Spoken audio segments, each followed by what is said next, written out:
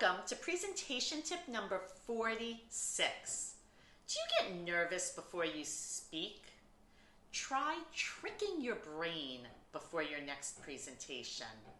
When you start to feel those telltale symptoms, sweaty palms, racing heart, shortness of breath, tell yourself you are excited, not nervous.